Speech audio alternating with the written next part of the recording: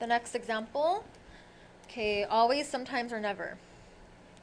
Let's see, a trapezoid is always, sometimes, or never a rectangle.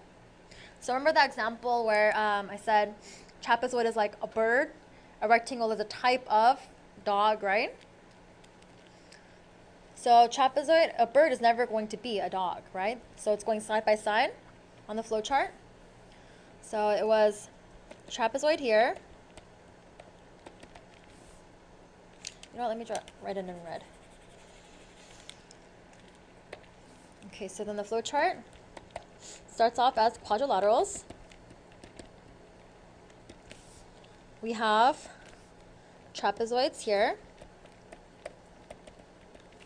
We have parallelograms here.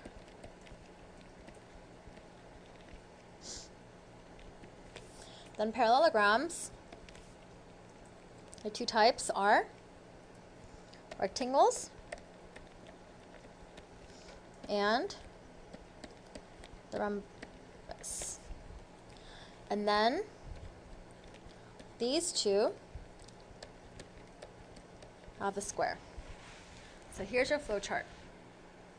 Now again, if you're going side by side, meaning if there's no arrows connecting them, then it's never. So quadrilaterals is like saying animals.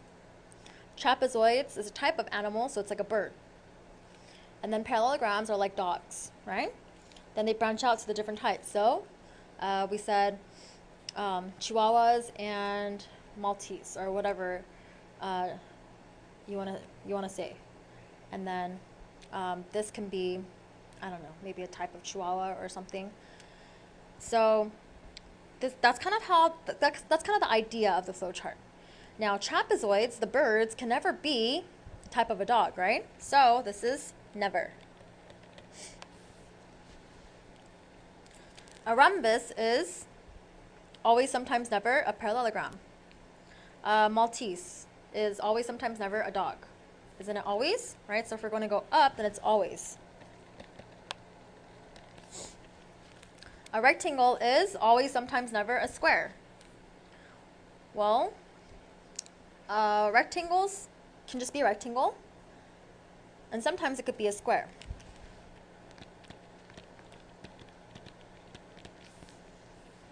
And is a square always, sometimes, never a rectangle? Because a square is a type of rectangle, it always has to be a rectangle.